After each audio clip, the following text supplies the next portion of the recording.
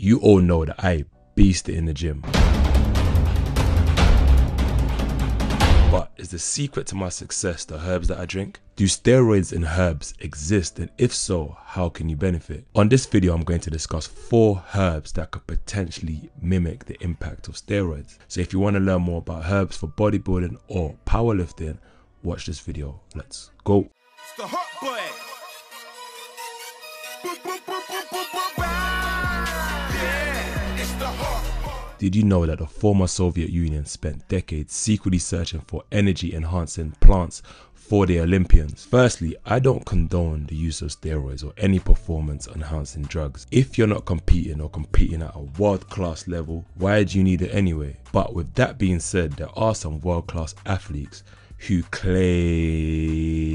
to be natural that are actually on steroids, but they use their platform to sell you things. So guys, make sure you stay woke. So why do people use steroids? It's said that steroids can increase the muscle mass, increase testosterone, decrease fat for some weightlifters or powerlifters, and also some athletes take them to improve their performance. The last thing people use steroids for is to shorten the recovery time between workouts, but they come with so many potential side effects. Like, for example, did you know that some steroids can make your balls shrink? So for the guys watching, imagine your balls like a third of the size. Trust me, it's not worth it. But if any herb can have similar impacts to what we spoke about above, from testosterone to recovery time, I'd class them as a natural steroid. But let's first understand what the definition of steroids is. Steroids are one large group of chemical substances classified by a specific carbon structure. Steroids include drugs to help relieve or treat inflammation. When I used to have keloids, one way they tried to treat it was to inject it with steroids. But there's other uses of steroid drugs, such as boosting testosterone or boosting vitamin D, or even helping with some skin ailments. Some people rub it on their eczema to help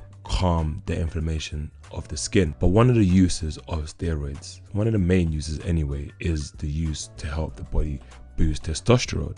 So for example, anabolic steroids are manufactured drugs that mimic the effects of the male hormone testosterone, and testosterone controls a number of male functions, and it helps retain protein in the body, thus leading to muscle growth and muscle mass. But in a nutshell, the body produces its own testosterone, and another hormone that is very useful is growth hormone, and studies show that growth hormone increases after high intensity barbell squats. And another study that took a blood test after people have squatted showed that the GH hormone within the body increased. So the point is, there's natural ways to boost the body's own steroids within the body, and one way to do that is exercise, high intense exercise. So if there's a natural way to do it exercise wise, how potential can herbs help?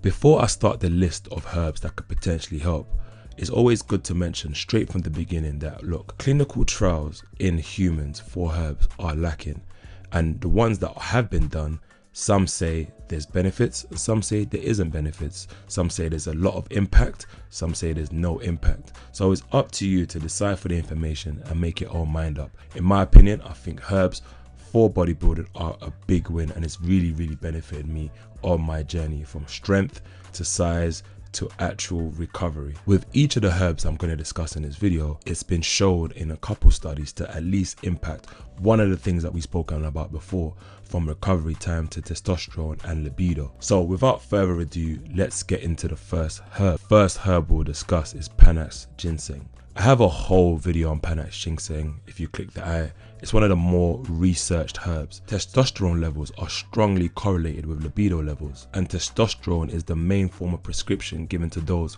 with low sex drive or low libido. So there's a correlation there. One study showed that rats fed with 5% Panax Ginseng in their diet for a course of 60 days significantly increased their blood testosterone levels. And in another study on 66 participants, Ginseng Panax was shown to significantly increase the level of plasma total and free testosterone. So there's evidence that shows Ginseng Panax, as I like to call it, is actually Panax Ginseng, can have an effect on testosterone. All my research links are always in the description if you want to learn a bit more and do a little bit further reading. On this channel, I don't like to just feed things to people. I really want them to take the information and do further research, because my whole life changed when I learned one thing. That one thing led to 2 questions. Those 2 questions led to 2 answers, but another further 4 questions. And that stumbling block is really how I learned the wealth of information that I know now. In conclusion guys, Panax ginseng under the right conditions may increase muscular strength and aerobic work capacity, and it may prevent the effects of overtraining or enhance physical performance. But it's worth noting what these conditions are. These conditions, as shown by research, is doing it for long enough, let's say 8 weeks, and also higher doses, and also making sure that in those 8 weeks you are actually training, because it benefits you more the more physical activities you do. If these conditions are met, you can actually get the benefits from Panax ginseng. But it's worth noting that not all studies are as conclusive as the ones that I mentioned previously.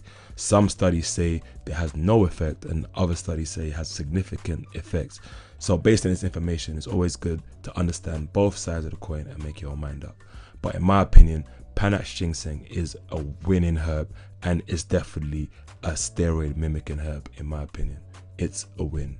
The second herb is one I haven't personally used, or do I plan to use. It's called goat's head, also known as Tribulus terrestris. I always find herbs with the most interesting names, right? One herb is called cat's claw, one is called honey goatweed, and this one is known to some as goat's head. I have no idea how that came to be, but it's interesting. If you have any interesting names of herbs that you come into contact with, put it in the description. Whoever's naming these names, I need to find out what you're smoking. I bet you it's a herb.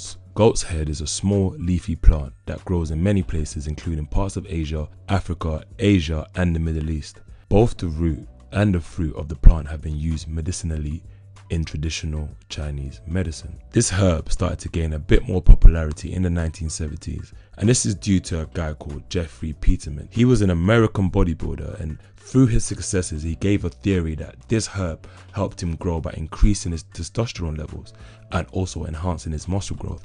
And according to the studies, he may be onto something, because the most important chemical composition of goat's head is steroid saponins. These elements are said to have a beneficial effect on libido and also on physical fitness. For example, recent studies found that goat's head extract improves testosterone production in healthy males, and another study found that there's well-trained athletes and weightlifters who use goat's head to enhance their training and their muscle growth, and it does this by increasing testosterone, reducing inflammation, and also reducing oxidative damage in the muscles. So with that being said, it appears that goat's head is a potent performance enhancer. In 2008, there was a test done in monkeys given goat's head, and what they found was there was a 52% increase in testosterone and a 29% growth in DHEA in these monkeys. But remember, these tests were done in animals and it doesn't always extrapolate to humans. But there's actually another study that was found that men with reduced sex drives who tried this herb after 2 months increased their sexual desire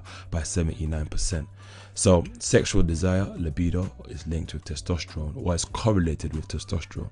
So there may be some positivity there. All in all, the results are still out on goat's head, especially when it comes to performance. There needs to be more tests to understand its effect or impact on performance.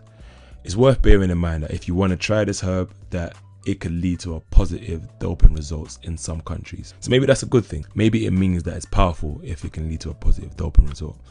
I don't know. You guys be the judge. Let me know your thoughts in the comments. The third herb is rhodiola rosea, also known as rose. This was one of the herbs researched under the Soviet Union. There is some evidence that this herb works for endurance and strength. For example, in 2013, there was a study published where they asked 18 participants to bike for 6 miles, and these participants weren't particularly healthy, but what they took was a dose of this herb, and the results showed that compared to the group given a placebo, the rose root cyclists had a lower heart rate during their pre-exercise warm-up, and they finished their trial faster. So does this herb boost performance? This study seems to suggest so. Some of these herbs are in my herb guide. I have a tick box system in my herb guide that categorizes herbs by different key headings like inflammatory, hormonal benefits, if it's beneficial for bodybuilding too. So if you haven't got my herb guide, make sure you get it. Click the eye over here, get the ebook or get the hard copy. It's available all over the world. Another study highlighted potential recovery and reduced signs of overtraining benefits. This small study was done in 2010.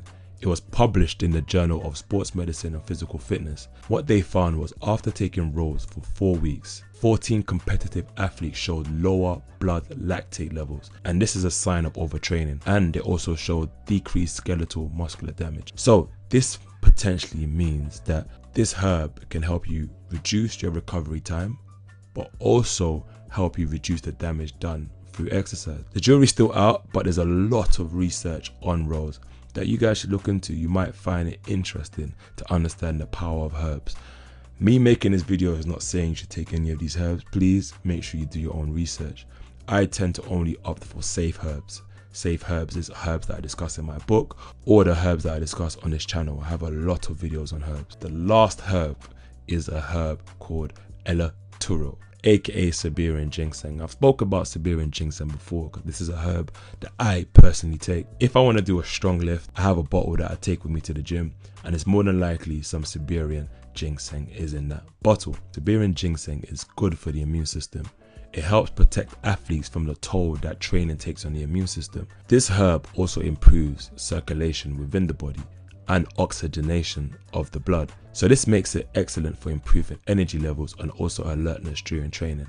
And with more circulation, it also improves recovery time. And this is by delivering oxygen and nutrients efficiently to the muscle tissues. I've spoken about this in previous videos, but this herb is powerful and relatively inexpensive and safe. This herb is what is known as egogenic, meaning it helps the body generate energy and activity, as well as helps the body burn and uses fuel more efficiently. And if we think back to some of the uses of steroids, if this herb can improve performance, would you say it's steroid-like? That's the question. Let's look at some studies. 15 female and 15 male athletes were studied. They were given this herb, and what they found was pectoral strength increased by 13% and quad strength increased by 15%. Both of these changes are statistically significant, but the cards are out whether it's a natural steroid. Some studies suggest that it's very impactful, whilst other studies suggest that it has no impact.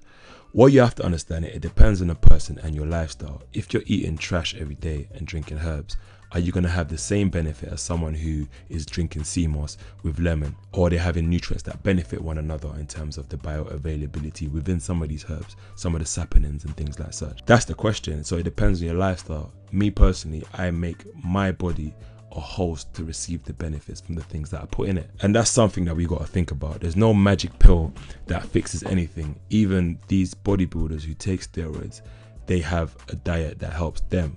They eat clean, they eat regular meals, they train extremely hard.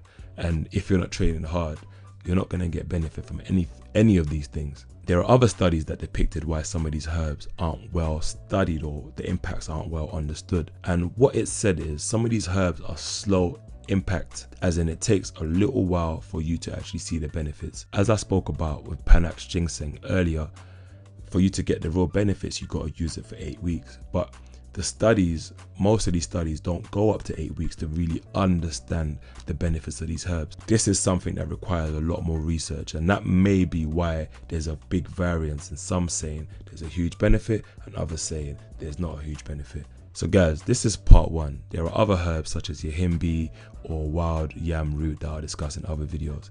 So make sure you subscribe. Some of these herbs I spoke about already touch on recovery time. Some of them help boost libido, boost testosterone. So these are steroid-like by definition. Would you agree that herbs that help you produce your own steroids within the body are beneficial or not? Comment below and let me know.